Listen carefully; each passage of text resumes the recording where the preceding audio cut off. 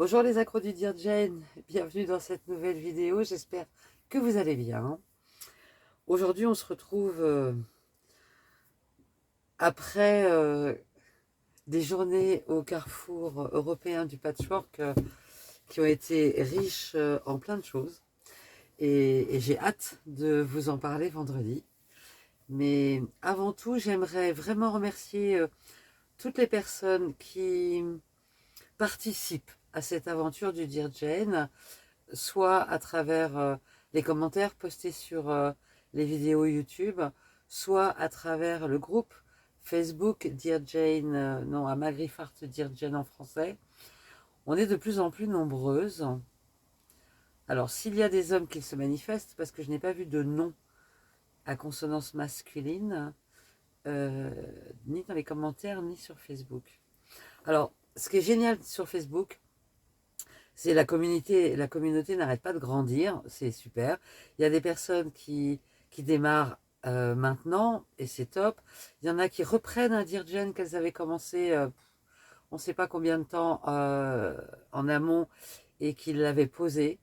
Et je pense que euh, j'ai vraiment fait un bon choix pour moi en tout cas, et je l'espère pour vous, en lançant cette aventure, parce que le fait d'être tout ensemble, eh bien je trouve que ça nous donne de la force, de la persévérance, et, et ça nous évite de lâcher à des moments où quand on se prend la tête sur un bloc et qu'on le fait, qu'on s'est trompé ou qu'il n'est pas beau et qu'on décide de tout défaire et de refaire, bah parfois c'est un peu compliqué quand même, il faut le reconnaître, hein, on est toutes pareilles, on est des humains.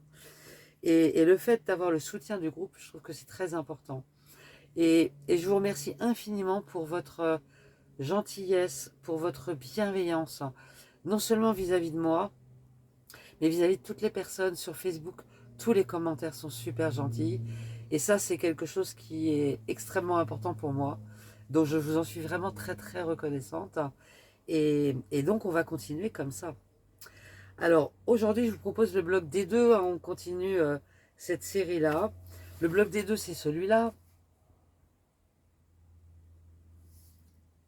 Alors, il est composé de pas mal de pièces et des petites pièces. Donc, mon conseil, c'est prenez votre temps pour découper les pièces dans un carton, enfin, selon ce que vous utilisez. Et prenez votre temps pour les reporter correctement sur les tissus, parce que c'est la partie pour moi qui a été la plus longue, parce qu'il y a des petites pièces. Ensuite, vous verrez dans la vidéo, je les ai numérotées.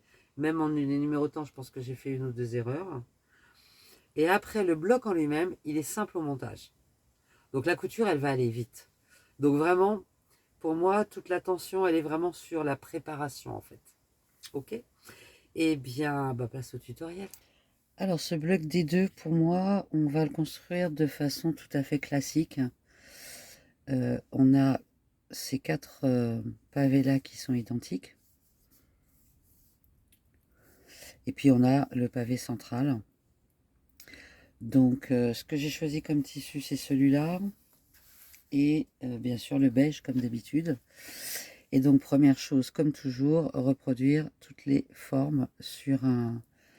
Alors, soit en photocopie, soit, comme je fais moi, avec la tablette lumineuse et un crayon.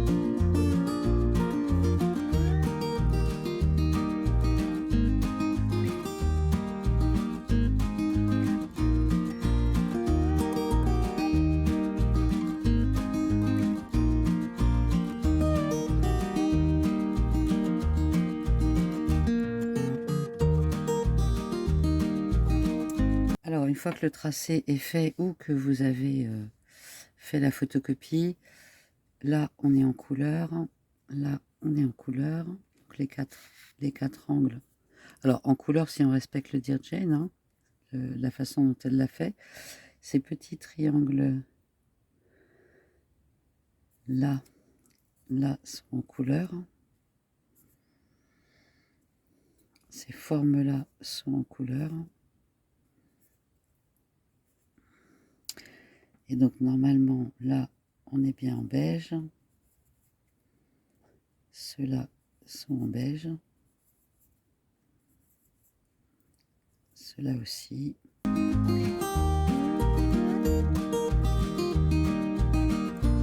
Et le centre est en beige aussi. Ok, si je commence par la couleur, ces quatre-là, aux angles, ils sont identiques. Ça va être C1.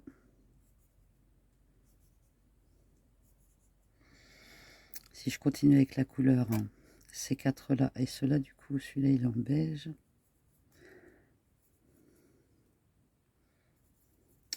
Donc ces quatre petits triangles-là sont aussi identiques. Je vais les appeler C2.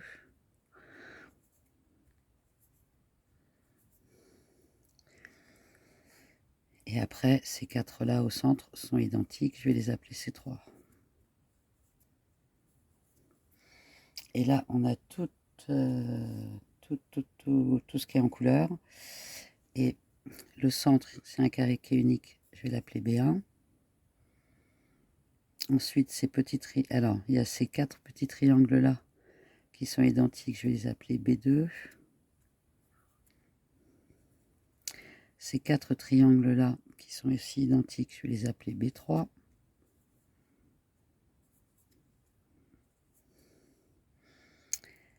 Après, on a cette forme-là qu'on retrouve.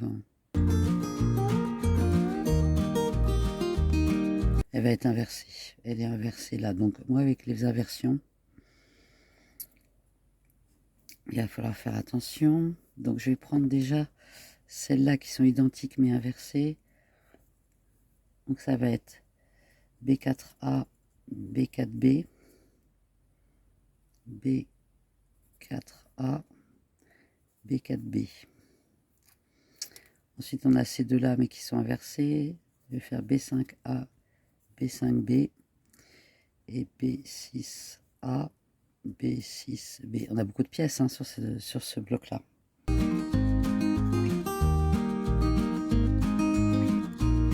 Bon, étape suivante, eh bien, on va découper tout ça.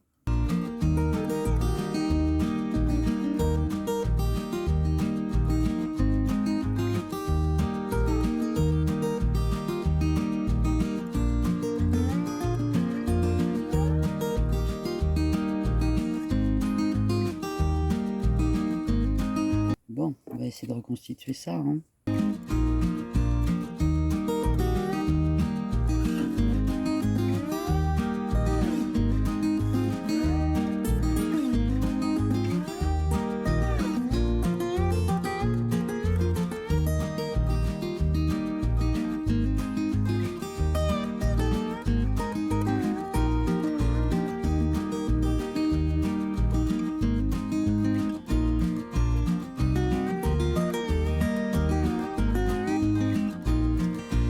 Il y a beaucoup de pièces et beaucoup de petites pièces. Donc je vais commencer par la couleur qui est plus facile.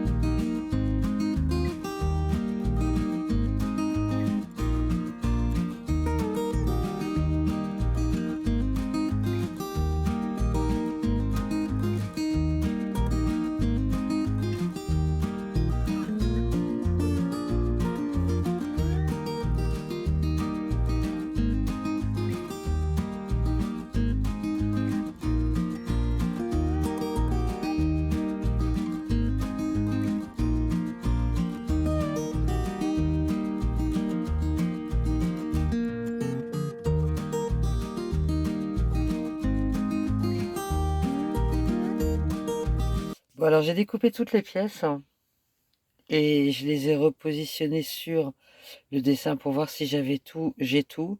Alors là, ça ressemble pas à grand chose. Il y a des pièces qui sont vraiment toutes petites, hein. Donc le temps de découpe est vraiment pas négligeable pour essayer de faire quelque chose qui soit à peu près cohérent. Ce que je vais vous proposer dans un premier temps, c'est de prendre ces 4 octogones et le carré central. Donc on va prendre ça. Je vais essayer de mettre le reste de côté sans tout faire tomber.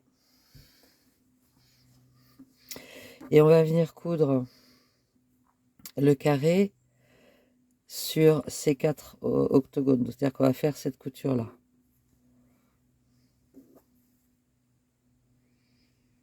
Ok?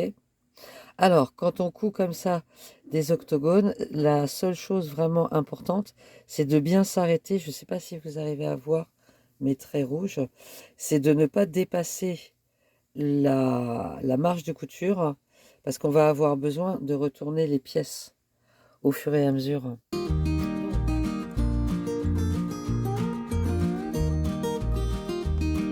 Je vais juste mettre une épingle pour voir un petit peu ce que ça donne. Ensuite, généralement, on va venir coudre l'angle opposé. Donc je m'aligne un peu sur les côtés là aussi pour être sûr que tout est bien aligné. Et ensuite, on viendra coudre les deux autres. Donc déjà, on va coudre là. Hop. Et là, sans dépasser de chaque côté. Donc une fois qu'on a fait ces deux coutures-là, on va venir bien sûr coudre les autres de la même façon. Normalement, si on a bien dessiné, découpé nos formes, la pointe, l'angle là, correspond à notre couture. Bon, je suis pas très loin, j'y suis presque. Ok. Pareil de l'autre côté. En tout cas, même si ça correspond pas complètement, on a besoin de s'arrêter à nos coutures. Donc on va coudre celui-là et on va coudre l'autre, le quatrième évidemment, de la même façon. Donc le troisième est cousu et bien sûr, on a des choses, ça se superpose, hein. Ok, donc on va coudre le quatrième exactement de la même façon. Une fois qu'on a cousu les 4 autour du carré, on va les réunir. Alors pour les réunir, et c'est pour ça qu'on avait besoin de notre marge de couture, on va venir les positionner sur le côté comme ça. Et on va coudre pareil de notre intersection là jusqu'à notre couture que l'on voit très bien. Et on va les coudre hop, de cette façon-là. Donc comme ça, on les prend, on les fait basculer. On crée bien l'angle sur la gauche là.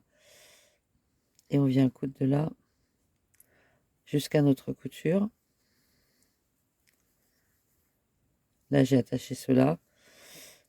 Et on va faire comme ça pour les 4.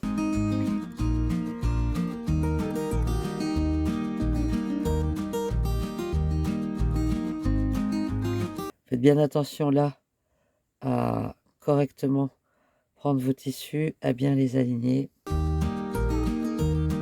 Et on va se retrouver hop, avec la forme centrale. Ok, donc on fait ces 4 coutures là. Voilà, j'ai fini le centre et j'ai repassé couture ouverte en aplatissant bien au milieu. Maintenant, je pense que ce que je vais venir faire, c'est venir coudre les petits triangles beige qui viennent ici. Enfin, qui vont venir se mettre ici.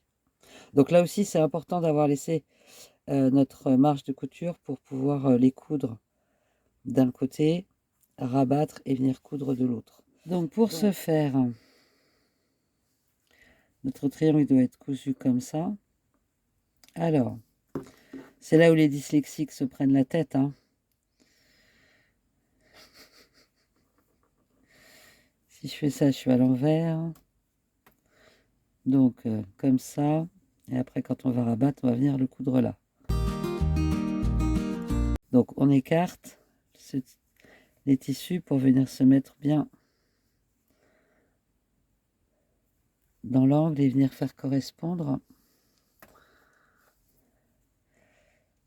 cette pointe-là avec la couture qu'on vient de terminer.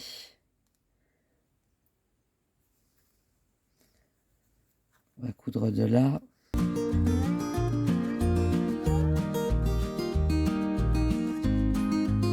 Voilà.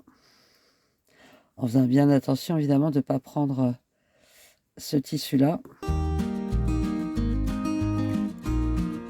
Donc, vérifiez bien que vous êtes au niveau de la couture pour qu'il n'y ait pas de trou.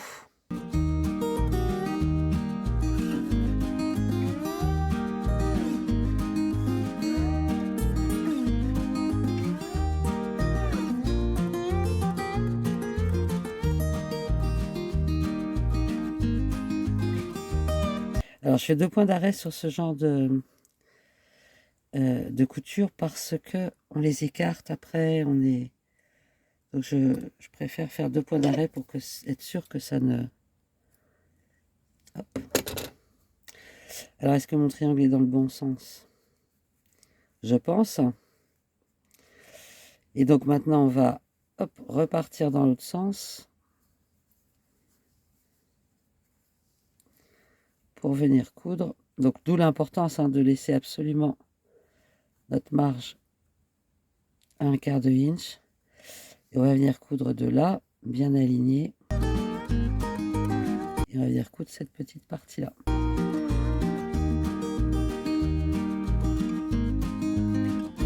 Vérifiez que vous êtes aligné quand même. À ce niveau-là, je le suis.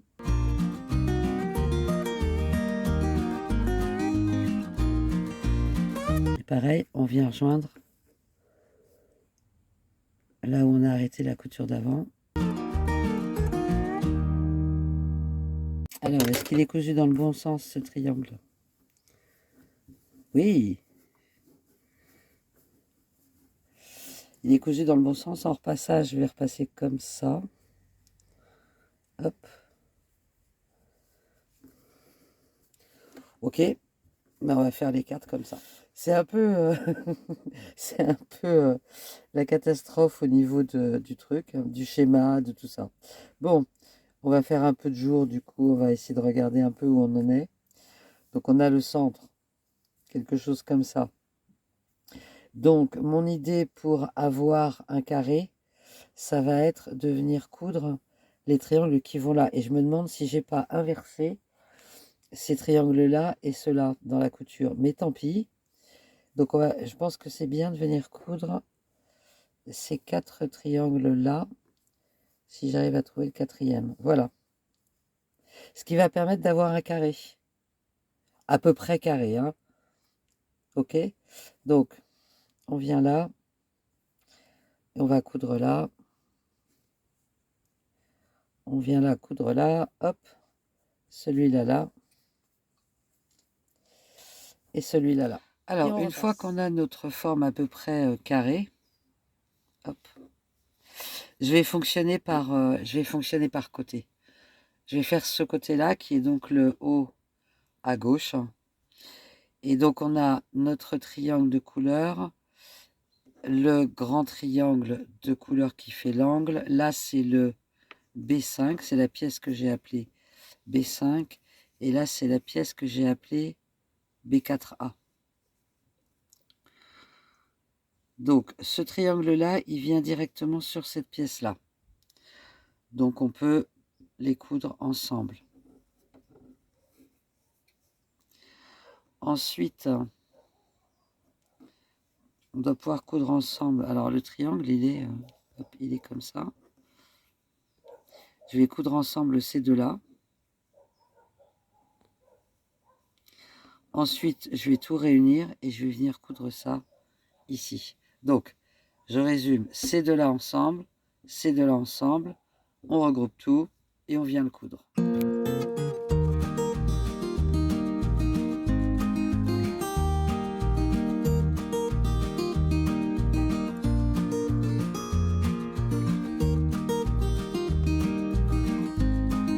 Alors, une fois que j'ai fait cet angle-là, je vais m'attaquer à celui-là.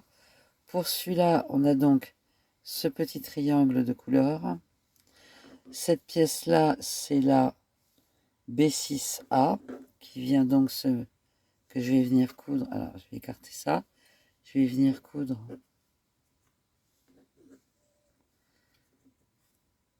je vais y arriver. Ces deux-là ensemble. Là, on a le grand triangle de l'angle. Et là, on a la pièce B4C. Donc, exactement même chose. Comme les pièces ne sont pas identiques dans tous les angles, alors je vais coudre celle-là et celle-là ensemble. Je vais coudre celle-là et celle-là ensemble. Ici, ici. Je vais les rejoindre et je vais venir les coudre ici pour faire le deuxième angle. Juste un petit conseil, ces pièces-là, autant au centre, c'était important de respecter la marge de couture pour pouvoir assembler les pièces, autant là, je vous invite à coudre jusqu'au bout, d'un bout à un autre. Ce sera beaucoup plus facile ensuite. Et puis, quand on va rajouter la bordure à la fin, on n'aura pas besoin de refaire ces petits bouts-là qui vont être casse-pieds. Donc, quand vous allez mettre vos pièces ensemble, même si votre trait s'arrête là, allez jusqu'au bout à chaque fois en couture.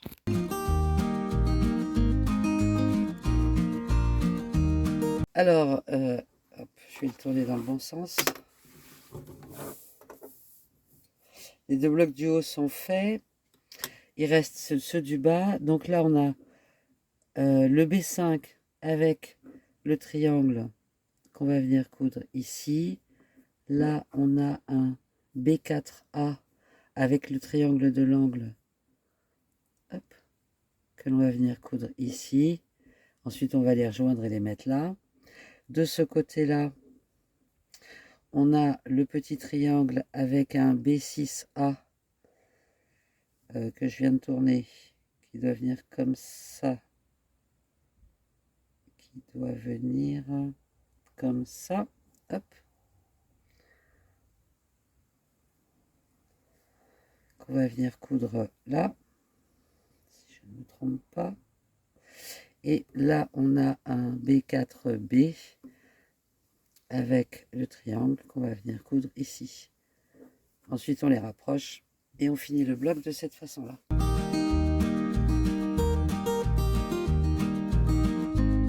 Donc, vous l'avez vu, comme je le disais en début de vidéo, toute la précaution, elle est plutôt dans la préparation. La couture est simple. J'espère que ce tutoriel vous a plu. Si c'est le cas, bien sûr, pensez à mettre un petit pouce j'aime, à vous abonner si ce n'est pas encore fait, à poster vos messages ou vos questions dans les commentaires. Et si vous le souhaitez, si ce n'est pas encore fait non plus, à rejoindre le groupe Facebook Ama Griffard Design en français. Plus on est de fous, plus on s'amuse. On se retrouve vendredi pour un retour sur le carrefour européen du patchwork et mardi prochain pour le Dirgen. D'ici là, passez une bonne semaine et prenez soin de vous. Bye bye.